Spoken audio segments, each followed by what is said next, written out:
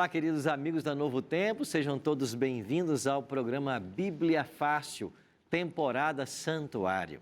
Estamos aqui nos estúdios da Novo Tempo com 10 amigos que vieram do Espírito Santo, Paraná, Pernambuco e São Paulo para essa segunda temporada a respeito do Santuário. E é claro, contamos também com a sua presença nesse ambiente de estudo, onde a palavra de Deus é aberta e ela sempre fala ao nosso coração.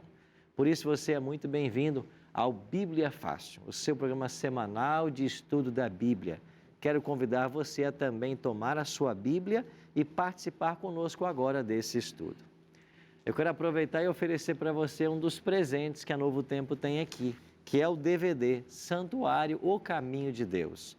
Todos os temas que estamos estudando aqui no programa Bíblia Fácil nessa temporada estão neste DVD. Esse DVD foi gravado lá em Israel, num santuário que está montado no Parque Nacional em Timna, e ele tem imagens lindas e profundos ensinamentos, e é um presente da Novo Tempo para você. Você pode ligar para nós agora, ou melhor, em horário comercial, 12 21 27 31 21, ou você pode pedir por WhatsApp. Se você está aí com o seu smartphone na mão, tem o WhatsApp, basta mandar uma mensagem para o nosso WhatsApp, que é 12981001425. Diga assim, quero o DVD. Você vai receber um link de volta para colocar os seus dados postais e nós vamos mandar esse DVD para a sua casa. Num prazo de até 30 dias, vai estar chegando na sua casa. Você não paga nada por isso, é um presente da Novo Tempo para você. Graças ao apoio dos Anjos da Esperança, que são aqueles que nos ajudam no nosso grande projeto de ajudar as pessoas a conhecer mais da Bíblia. Hoje temos um outro tema para estudar. Vamos caminhar um pouquinho mais no tema do santuário, acompanhando Cristo no seu ministério. Por isso quero convidar você a se juntar a nós aqui nesse ambiente tão agradável de estudo. Você pegue a sua Bíblia, porque os nossos amigos já estão aqui com as Bíblias nas mãos. A minha também já está aqui e eu quero então convidar você para fazermos uma oração antes de abrirmos o livro sagrado.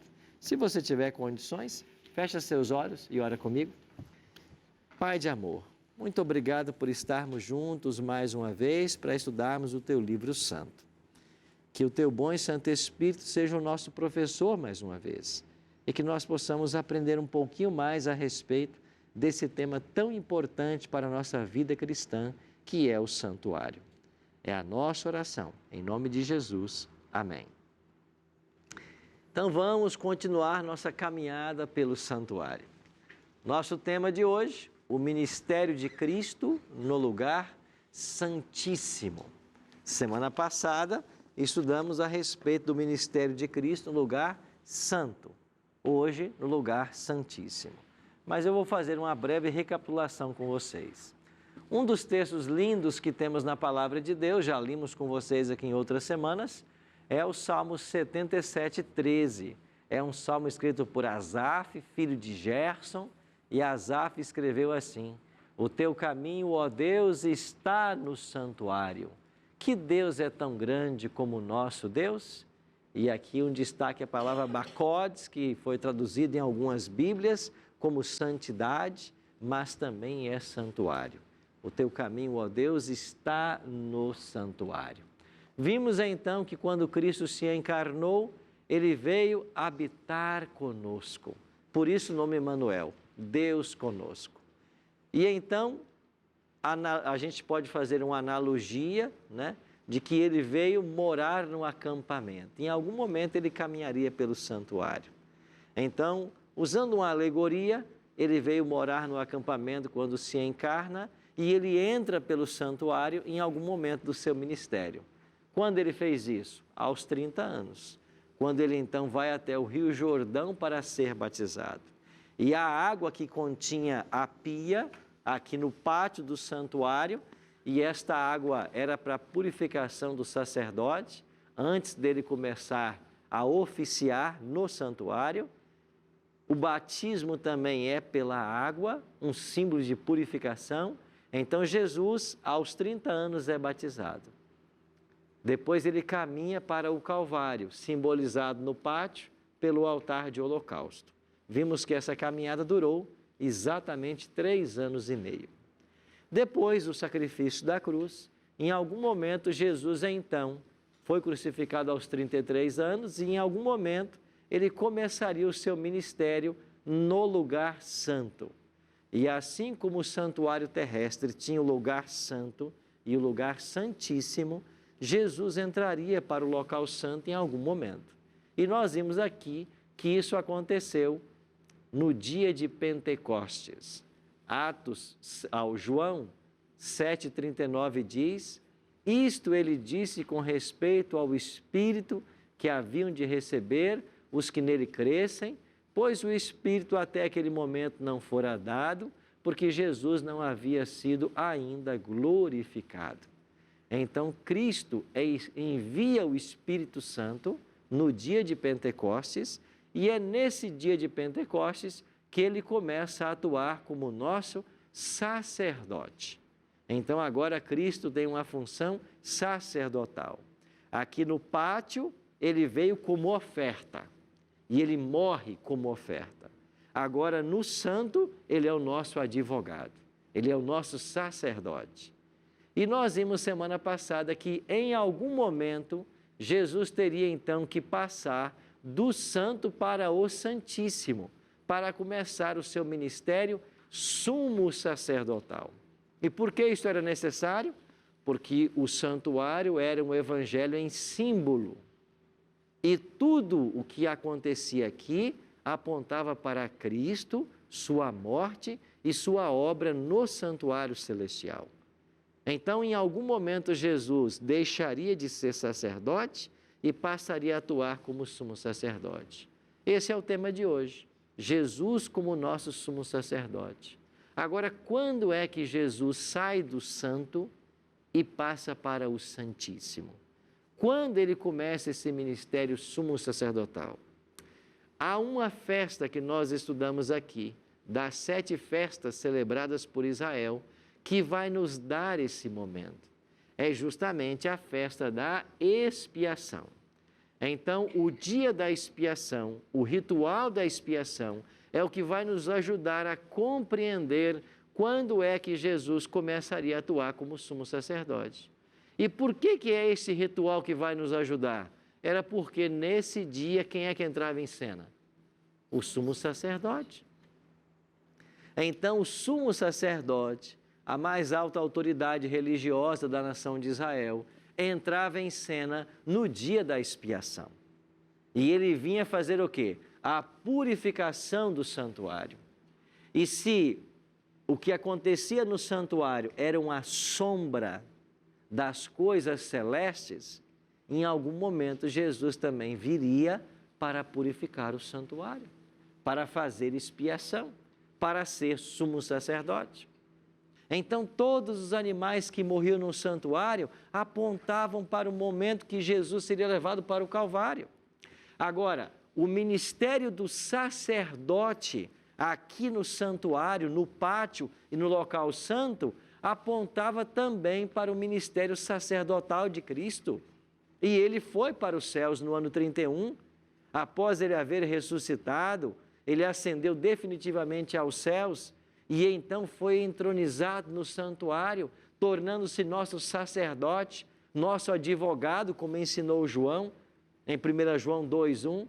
E ele esteve lá como advogado por muitos anos, mas em algum momento Jesus tornar-se-ia sumo sacerdote, assim como aqui no santuário, uma vez por ano, entrava o sumo sacerdote para fazer a purificação do santuário, envolvendo o local santíssimo. Então, o ministério sumo sacerdotal de Cristo seria parecido com o que acontecia aqui na terra. Então nós temos que olhar para o ritual da expiação e descobrir como que ele era, para saber como que isso se cumpre no ministério de Cristo. Vocês entenderam como que a gente está estudando a Bíblia aqui? Vamos então para Levítico 23, 27 em diante. Olha a orientação de Deus a Moisés concernente à purificação do santuário. Mas aos 10 deste mês 7º será o dia da expiação. Tereis santa convocação e afligireis a vossa alma. Trareis oferta queimada ao Senhor. Nesse mesmo dia, nenhuma obra fareis, porque é dia da expiação, para fazer expiação por vós perante o Senhor vosso Deus. Por toda alma que nesse dia se não afligir, ou porque toda alma que nesse dia não se afligir, será eliminada do seu povo. Então aqui está marcado o dia, 10º dia do 7º mês. Qual era o mês 7º dos hebreus? Tishri. Então no dia 10 do 7º mês é o dia da expiação. É um feriado nacional. Ninguém pode trabalhar. Todo mundo tem que estar em contrição. E quem não ficar em contrição, quem não entender a reverência desse dia, a importância dele, vai ser eliminado do povo. Sabe o que é isso? Expulso, morto. Então vamos pensar num israelita nos dias de Moisés. Você peca, vem até o santuário, traz o animal, coloca a mão sobre a cabeça dele, confessa o seu pecado, mata o animal, você vai embora perdoado. Mas agora o sacerdote levou o registro desse pecado para dentro do santuário. Lá está registrado que você pecou, mas também está registrado que você foi perdoado, que você confessou o pecado. Só que uma vez por ano, o sumo sacerdote vem para limpar esses registros. Então era um dia de juízo para Israel. Acontece a mesma coisa hoje. Quando você peca, você vai até Cristo, que é o seu sacerdote, o seu advogado. E aí você confessa o seu pecado. No exato momento que você confessa o seu pecado, que você se arrepende e confessa, Deus perdoou você. Mas nos livros de registros dos céus, está lá que você pecou. E à frente deste pecado vai estar o quê? Perdoado. Porque você pediu perdão. Mas se você cometeu o pecado, lá está registrado. E se você não se arrependeu e nem pediu perdão, o que tem na frente do registro? Pendente. Você ainda é culpado desse pecado.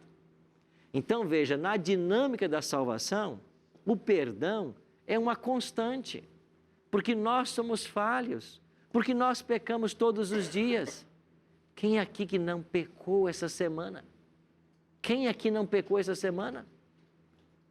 Nós pecamos todos os dias. Precisamos do perdão.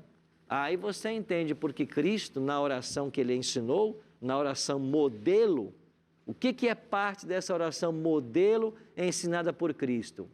Perdoa as nossas ofensas ou nossas dívidas, assim como perdoamos aqueles que nos têm ofendido. E esta é uma oração que tem que ser diária. Todo dia você peca. Então você precisa de perdão. E você vai até quem? Até o advogado, até o sacerdote. Se você não for, o pecado fica contra você. Mas então há um dia de juízo no céu também. Quando os pecados que foram registrados lá têm que ser analisados para saber se esses pecados foram confessados e perdoados ou não. Porque aí é no dia do juízo que Deus vai dizer, essa pessoa pode ser salva porque ela se arrependeu e confessou os pecados. Essa aqui vai ser condenada porque ela nunca se arrependeu. Miriel? Quando eu faço essa confissão de pecados que eu entrego, eu já estou salva. É nessa hora que acontece a justificação, que muitos falam, você agora é uma pessoa justa, você está justificado pelo sangue de Cristo. A partir de agora você já não é um pecador. Lógico que isso aí não vai te deixar ser uma pessoa que vai pecar, a sair fazendo o que você quer. Você tem que ser uma nova pessoa, uma nova criatura. Seria assim, é aí nesse ponto que a gente se torna uma pessoa justificada? Justificação é um termo bíblico. Justificados, pois, pela fé temos paz com Deus, disse Paulo. Para nós entendermos salvação, nós temos que entender que salvação se opera em 3 tempos. E 3 palavras nos ajudam, 3 conceitos teológicos: justificação, santificação e glorificação. Guarda essas 3 palavras: justificação, santificação e glorificação. O que é justificação? Eu andava no mundo, perdido sem Deus. Eu não queria saber de Deus. Eu não acreditava nem que Ele existia. Mas um dia, de alguma forma, o Espírito Santo me alcançou. Através de um amigo, através de uma leitura da Bíblia, através de um programa de TV, de alguma forma o Espírito me alcançou. Eu fui tocado pelo Espírito. Eu passei a crer nesse livro como palavra de Deus. Eu passei a crer em Jesus como Salvador. E quando eu entrego a minha vida para Cristo, quando eu me rendo a Ele e declaro que Ele é o meu Senhor, eu sou justificado. O que é justificação? É a obra de Deus em lançar por terra a justiça humana e considerar o que Cristo fez na vida que Ele teve sem pecado aqui na terra como sua justiça. Por isso Cristo é justiça nossa. Então, quando eu aceito Cristo como meu Salvador, os meus pecados são perdoados e eu sou coberto pelo manto da justiça de Cristo. Eu estou salvo. Deixei de ser pecador? Não. Por que não? Porque você tem dentro de você e eu tenho dentro de mim a natureza pecaminosa. Então eu fui justificado. O que é justificação? É a libertação da condenação do pecado. Agora que Cristo me justificou, eu tenho que caminhar ao lado dele. Eu tenho que praticar a sua palavra. Esta caminhada ao lado de Jesus, nós chamamos de santificação. É uma obra diária e que vai levar a vida toda. Então, enquanto eu estou caminhando com Jesus, eu estou num processo de santificação. Se a justificação me livra da condenação do pecado, a santificação me livra do poder do pecado. O pecado não mais terá poder sobre vós, porque eu estou vivendo uma vida de santificação. E o que é ser santo à luz da Bíblia? Separado do mundo para viver na presença de Deus. Agora falta a terceira etapa, a glorificação. O que é glorificação? É a transformação da sua natureza pecaminosa numa natureza pura e santa, como era Adão quando ele foi criado. É quando Deus vai arrancar de dentro de nós a natureza pecaminosa. Quando o pecado não mais existirá em nós. Quando isso se dará? Na volta de Cristo. Wilson? Pastor, Jesus Cristo vai ser o nosso advogado, onde ele estava no santo. E ele também vai ser o nosso juiz, porque você está dizendo que ele está no Santíssimo, ele vai ser nosso advogado, ele vai ser nosso juiz. E Deus, em que momento Deus Pai vai entrar nesse ou procedimento, porque se ele está em todos, quem que vai purificar nossos pecados? Será Jesus Cristo também? Sua pergunta é muito pertinente, porque se ele é advogado, mas vai passar a ser juiz no Santíssimo, como é que fica agora o nosso advogado? É simples. No 10º dia do 7º mês, que era o dia da expiação, quando o sumo sacerdote entrava aqui no santuário para fazer a purificação do santuário, enquanto ele estava lá dentro envolvido no ritual do santuário ou qualquer outra atividade, o que é que acontecia aqui no pátio? Morriam os 2 cordeirinhos, um 9 da manhã e um 3 da tarde. O que significa isso? Os cordeiros, que era chamado de sacrifício contínuo, que morriam todos os dias, também morriam no dia da expiação. Ou seja, mesmo sendo o dia do juízo, ainda há expiação. Então, nós podemos estar vivendo o dia do juízo, mas ainda temos um advogado. Porque mesmo no 10º dia do 7º mês, os 2 cordeirinhos morriam no santuário. 9 da manhã e 3 da tarde. É para ensinar para mim e para você que mesmo nós estando vivendo o dia do juízo, ainda há um advogado para nós. Só não teremos mais advogado quando o juízo terminar. E nós veremos semana que vem quando é que vai terminar esse juízo. Certo? Vamos avançar um pouquinho mais então. No dia da expiação, que era o 10º dia do 7º mês, havia a purificação de registro de pecado. Qual é a tipologia dessa festa? Para que ela apontava? O que ela simbolizava? Ela simbolizava que o sacrifício de Cristo foi completo, mas os registros dos pecados permanecem no santuário. Então é uma obra de purificação do santuário. Então o dia da expiação em Israel apontava para a obra de juízo que Jesus realizaria e ao findar da qual ele voltará à terra como Rei dos Reis e Senhor dos Senhores. Então, quando Cristo vai voltar à terra? Quando acabar a obra do juízo, quando ele terminar o seu ministério sumo sacerdotal. Então, vamos à pergunta-chave de hoje. Quando é que Jesus começou o juízo? Quando é que ele se tornou sumo sacerdote? Há uma profecia na Bíblia que fala sobre isso. É a maior profecia bíblica. De todas as profecias de tempo na Bíblia, é a maior profecia que nós temos. E ela aparece no livro de Daniel, capítulo 8 e capítulo 9. Então, você que está em casa, abra sua Bíblia agora comigo. Daniel, capítulo 8. E nós vamos agora tentar compreender a maior profecia de tempo da Bíblia. A profecia das 2.300 tardes e manhãs. Olha o que diz Daniel 8,14, página 594, 595. Página 595, Daniel 8,14. Vamos estudar agora a profecia das 2.300 tardes e manhãs, que é a maior profecia de tempo da Bíblia. Daniel 8,14 diz assim: Ele me disse, até 2.300 tardes e manhãs, e o santuário será purificado.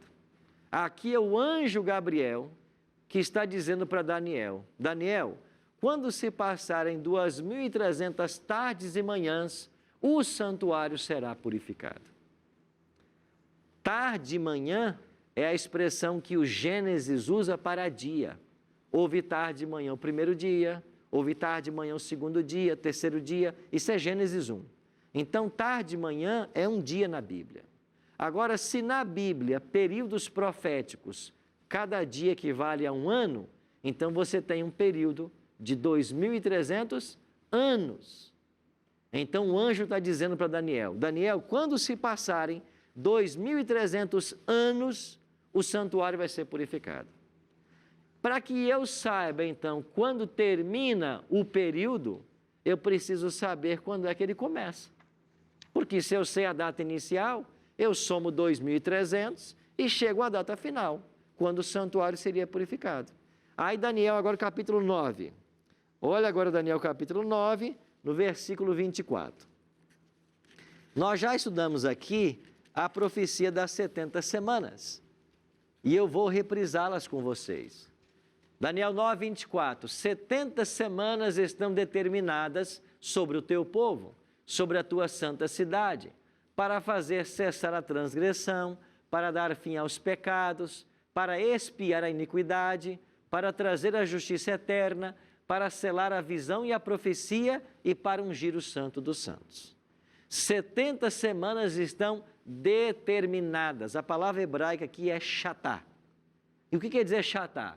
Pode ser determinada e pode ser cortada.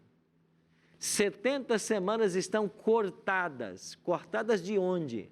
Do período maior, que é de 2.300 anos.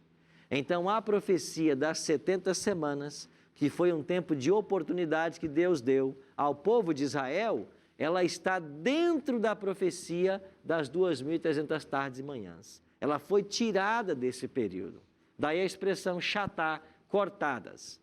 Lembra que nós estudamos essa profecia dos 490 anos dado ao povo judeu? E nós começamos no ano 457, com o edito de Artaxerxes, rei da Pérsia, e nós fomos até o ano 34, quando Estevão foi apedrejado. Então aqui está o período de 490 anos que foram destinados ao povo judeu. Só que quando se passassem 2.300 anos, é que o santuário seria purificado. Antes de avançar, Pedro. 2.300 anos, isso é no calendário nosso ou judaico? Em qualquer calendário. É um período de tempo que agora nós vamos ter que olhar para o calendário do tempo de Daniel e vamos ter que olhar para o nosso calendário, porque ele chega até nós. Então é o seguinte, nos dias de Daniel, você tinha lá o calendário que eles usavam, o calendário babilônico, certo? Quando vem o Império Romano, Roma criou o seu calendário, e foi o imperador que criou o calendário, agora juliano, porque foi Júlio César quem refez o calendário. Daí o calendário juliano.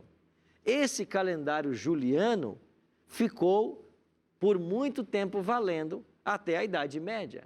E aí o Papa Gregório criou o calendário gregoriano. Então hoje o nosso calendário é o gregoriano. E isso aconteceu por volta do ano 1580, 1582. Então até lá o calendário era juliano, vindo de Roma. Agora o nosso calendário atual, nós estamos hoje no calendário gregoriano, porque foi um calendário que o Papa Gregório fez as mudanças. Saímos de um calendário romano, agora para um gregoriano. Então, dentro do nosso calendário, que é o gregoriano, quando é que esses 2.300 anos vai terminar? Quando é que o santuário vai ser purificado? Quando é que Jesus vai passar do santo para o santíssimo?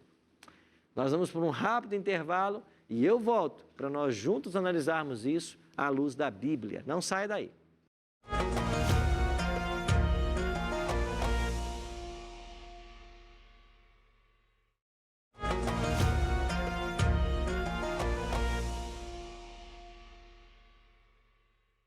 Estamos de volta com o programa Bíblia Fácil, hoje com o tema O Ministério de Cristo no Santíssimo.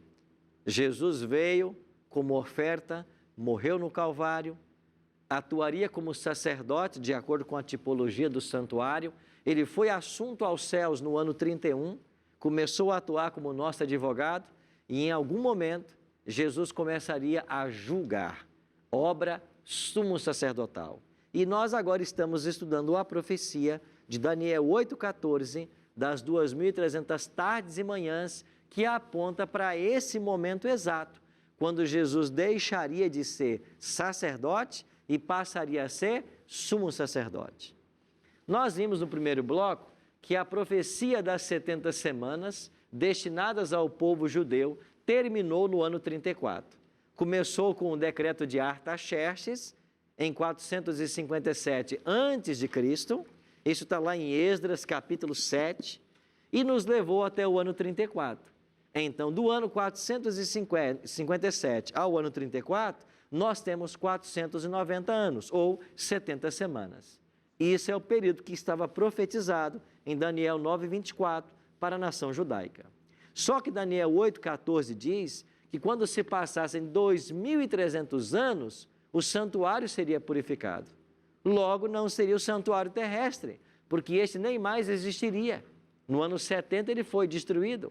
Então Daniel está falando da purificação do santuário celestial, porque é lá que Cristo vai começar a atuar como juiz. Então, tanto a profecia das 70 semanas, quanto dos 2.300 anos, tem uma mesma origem comum, uma mesma data comum. Elas começam em 457. Agora está fácil. Se eu já viajei 490 anos, o que eu preciso fazer? Eu preciso pegar 2.300, subtrair os 490 que eu já viajei. Quantos anos faltam indo avançar para chegar até a purificação do santuário? 1.810. Então, se eu já percorri até o ano 34, 490 anos, eu tenho que subtrair esse período dos 2.300. Quantos anos faltam para que eu viaje ainda no futuro para alcançar o dia do juízo? 1810. Agora, se eu estou no ano 34 e viajo mais 1810 anos, eu vou chegar em que ano? 1844.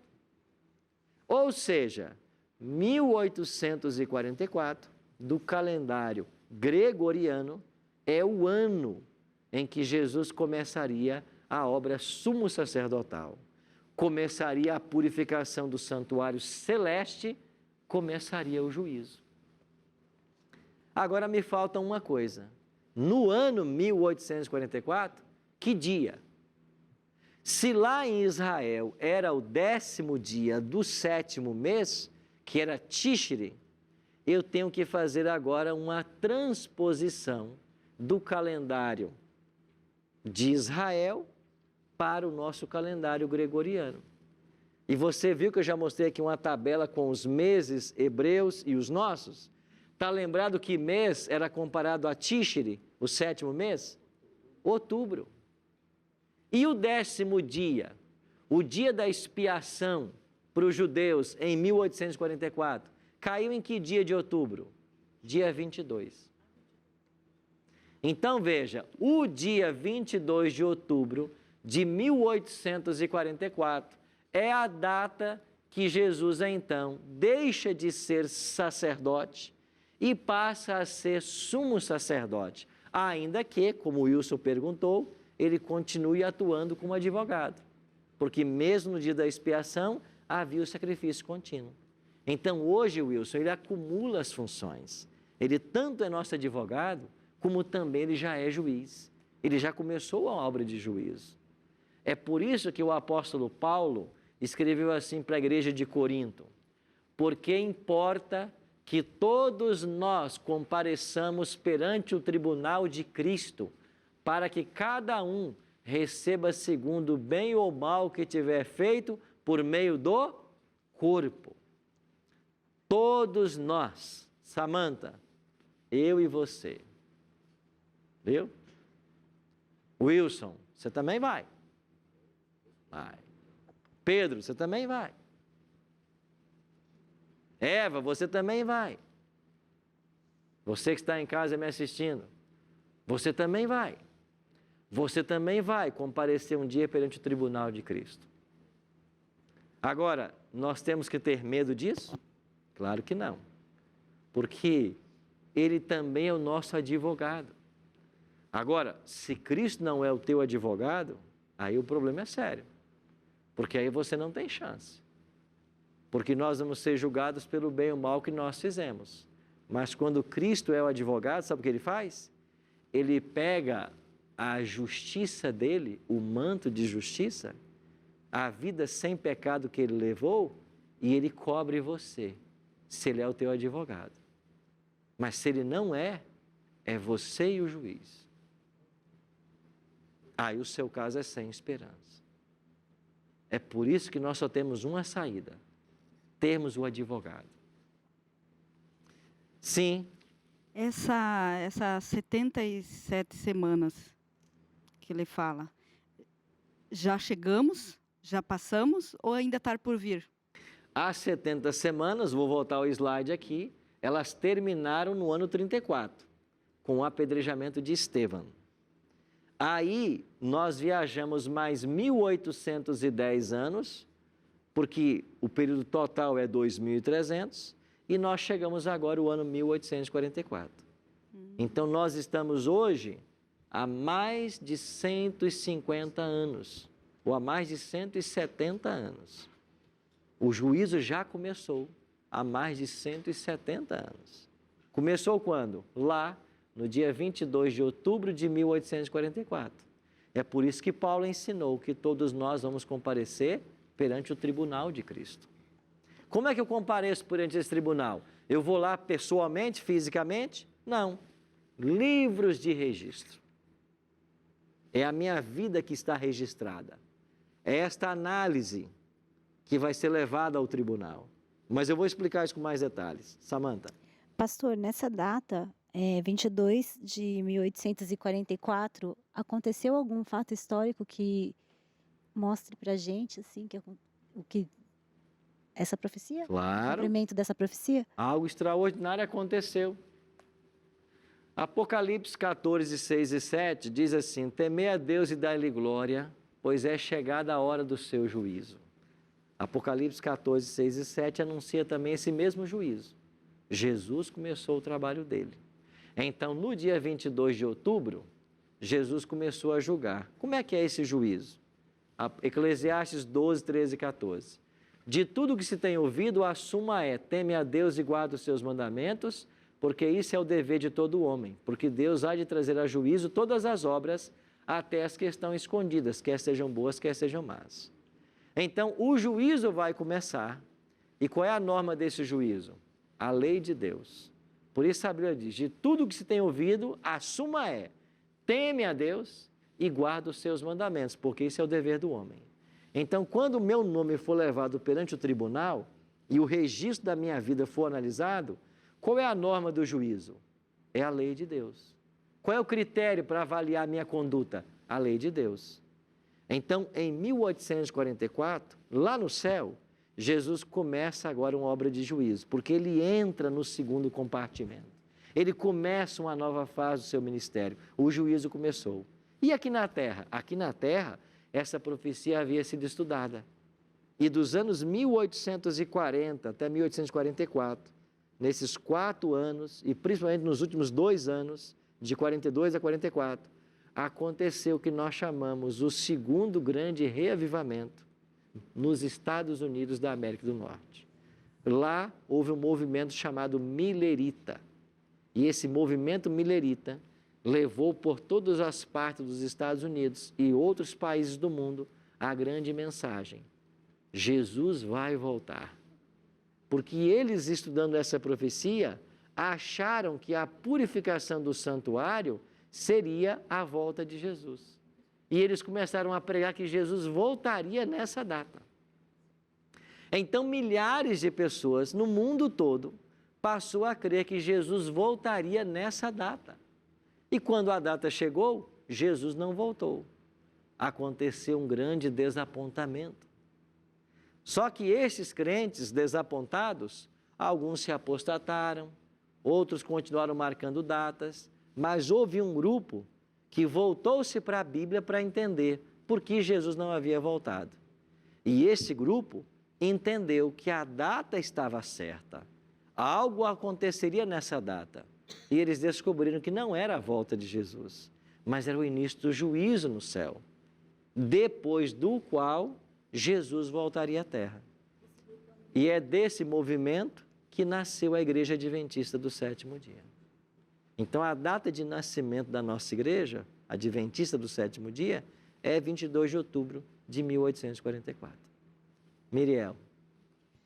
Na Bíblia tem uma passagem que fala que se os judeus não tivessem rejeitado Jesus, talvez a graça não teria chegado a nós, os gentios. Na época não tinha.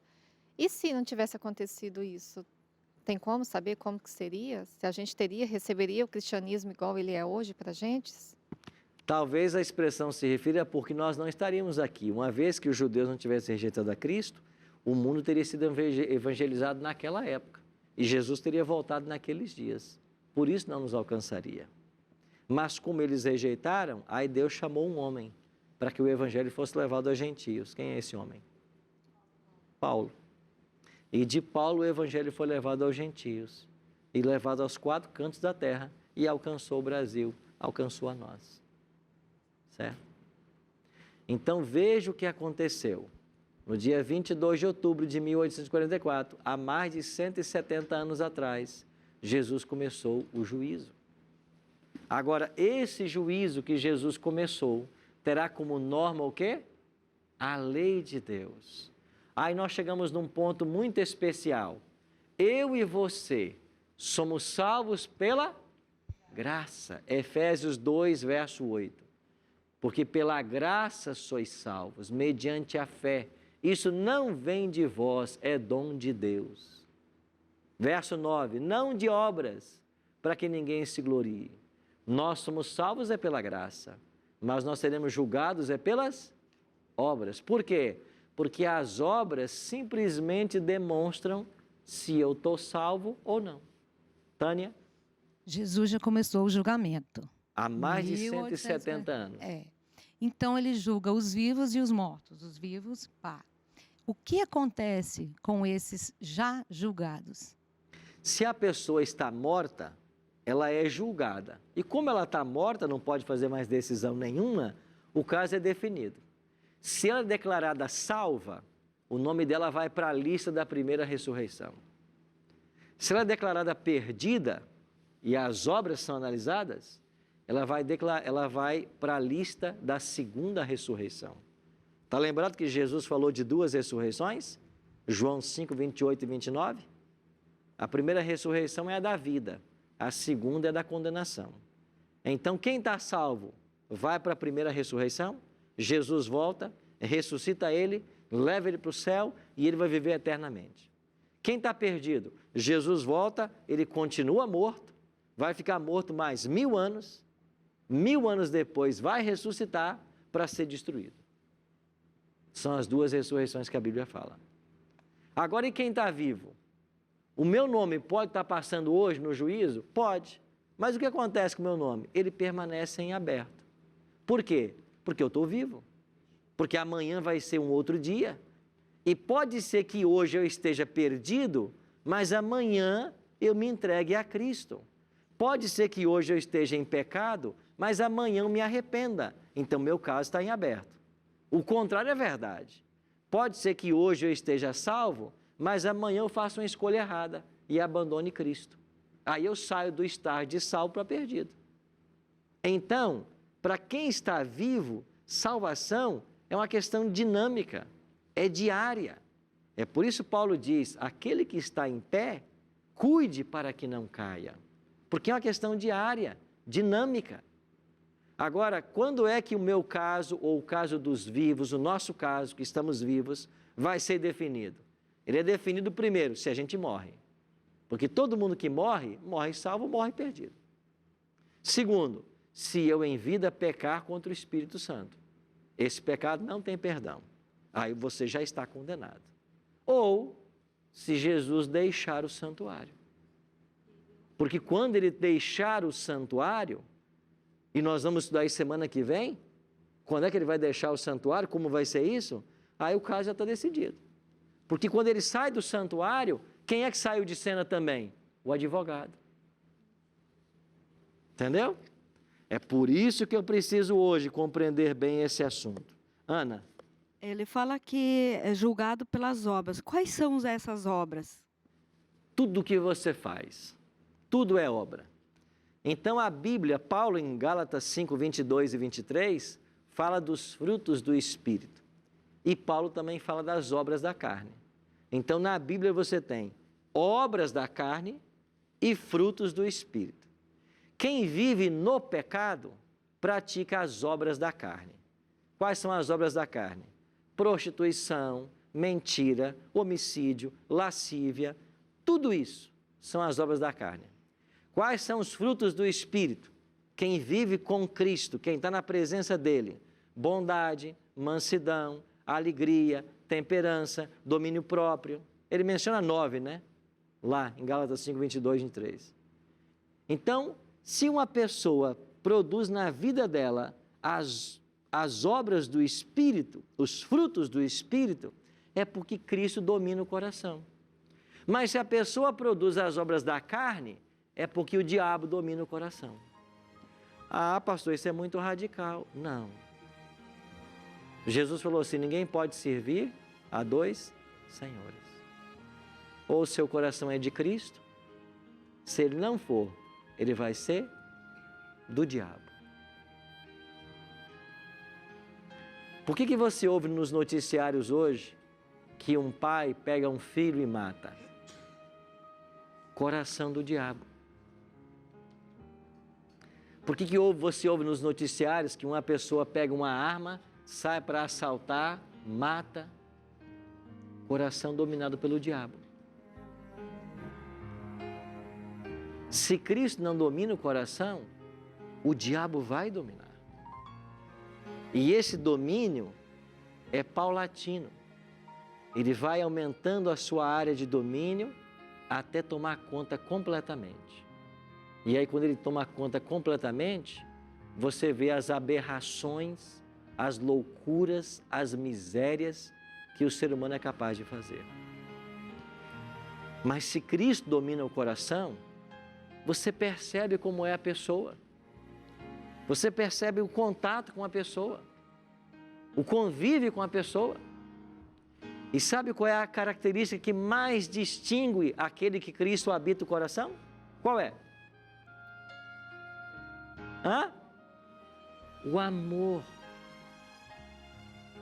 Pessoas que amam, pessoas que respeitam o próximo, pessoas que tratam todos de forma igual, pessoas que não têm palavras duras, que não têm palavra crítica, pessoas que não ficam condenando, apontando o pecado. É esse que tem Cristo no coração. Então, quando Cristo está no coração, as obras são as obras de Cristo. Quando Ele não está, você vai ficar parecidinho com o diabo, fazendo as coisas só que o diabo manda, que o diabo quer. E não se engane, não é possível estar em cima do muro. Não é possível. Porque Jesus falou assim: aquele que não é por mim, é contra mim. Quem comigo não ajunta, espalha. Não há em cima do muro nessa questão. Por isso, meu amigo, há um convite para mim e para você aqui em Hebreus. O autor de Hebreus diz assim: acheguemo-nos, portanto, confiadamente. Aonde? Junto ao trono da graça. O que é trono da graça? É o trono de Deus, representado no santuário pelo quê? A Arca da Aliança, que estava onde? No Santíssimo. Então, acheguemo-nos, a fim de recebermos misericórdia e acharmos graça para socorro em tempo oportuno. Por quê? Porque agora é o tempo oportuno. Agora. Hoje. Ah, pastor, amanhã eu vou pensar em que eu faço da minha vida. Amanhã eu vou me decidir por Cristo ou não. Amanhã, você não tem um amanhã. Você tem o hoje. Você tem o agora. Por isso, eu e você precisamos estar nas mãos do Senhor. Nadson Portugal vai louvar a Deus agora para a gente. E enquanto o Nadson cantar, qual é a música, Nadson? Em teu coração? Em meu coração.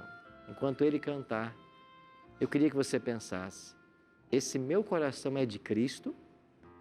Ele é o meu advogado? Porque se ele não for de Cristo, você já sabe de quem ele é. Não, pastor, eu não quero que o meu coração seja do inimigo. Então, você precisa se entregar. Você precisa abrir o coração e deixar que o Espírito Santo venha para você. Cubra você com o manto da justiça dele e faça na sua vida as mudanças que você não tem força para fazer, mas ele tem. Pensa nisso.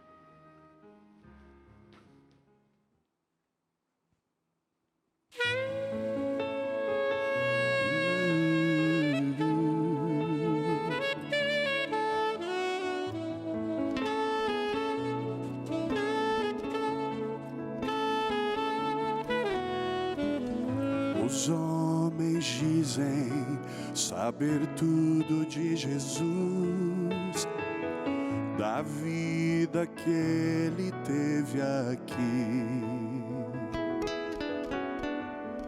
e sempre falam dos milagres que ele fez, mas que um dia nos deixou. eu posso aceitar que ele morreu, mas vou afirmar que ressuscitou.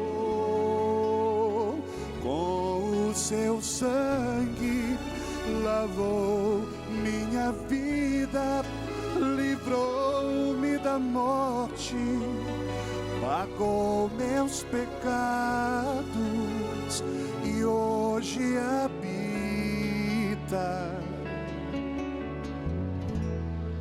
em meu coração.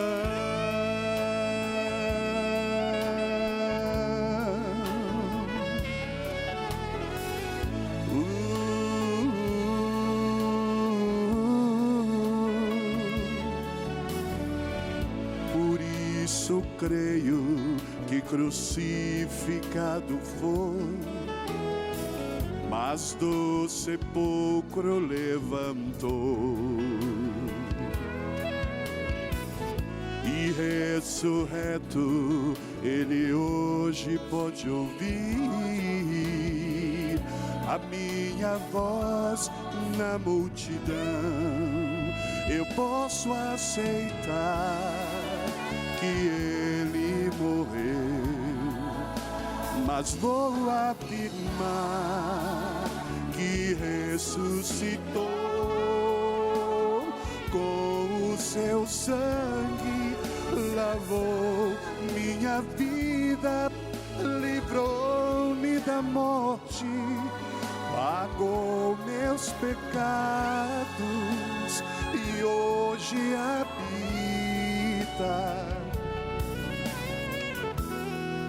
em meu coração.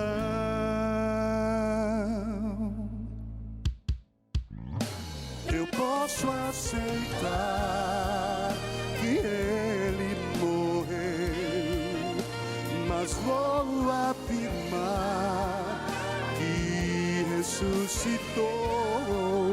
Com o seu sangue lavou minha vida, livrou-me da morte, pagou meus pecados e hoje habita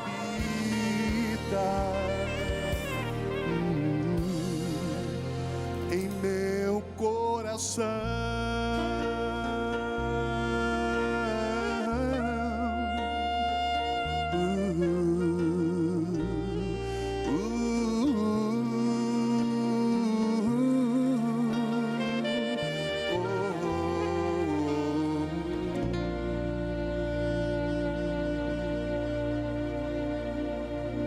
Amém.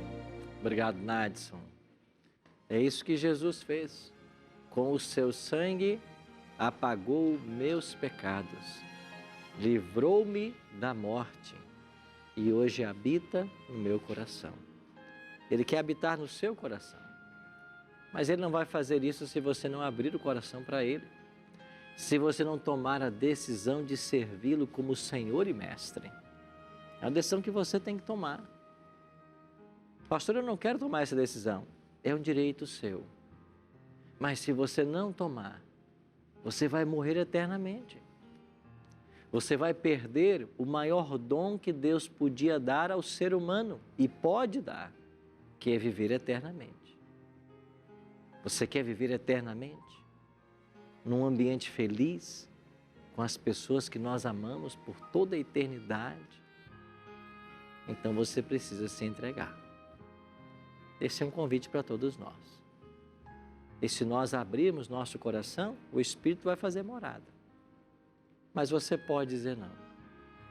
Só que você vai estar perdendo a maior bênção, a maior recompensa que Deus pode dar ao ser humano. Porque esses poucos anos que vivemos sobre essa terra é apenas um vestibular para saber se vamos ou não para a vida eterna. Em nada se compara o que Deus está preparando para nós. Por isso eu queria orar por você, para que nós hoje tomássemos uma decisão de nos entregar a Ele. Pai querido, eu queria orar agora pelos nossos convidados que estão aqui nos estúdios da Novo Tempo. e por cada amigo, por cada amiga que também está orando comigo agora através da Novo Tempo. Muitos corações estão se abrindo para o Senhor agora, porque o Teu Espírito tem trabalhado em nossa vida de uma forma maravilhosa. Nós queremos abrir-te o nosso coração e suplicar que o Senhor venha e faça morada. Nós queremos que o Senhor cuide de nós. Nós queremos que Tu sejas o nosso advogado. Nós queremos que nesse juízo o nosso nome seja absolvido, não porque hajam coisas boas em nós, mas por causa da Tua justiça, por causa da Tua muita misericórdia. Por isso, nos colocamos em Tuas mãos mais uma vez. Em nome de Jesus. Amém. Quando Cristo terminar o seu ministério sumo sacerdotal, Ele vai voltar à terra e todos os casos já estarão decididos. Como vai ser isso? Vamos ver isso semana que vem. E eu espero você aqui no Bíblia Fácil.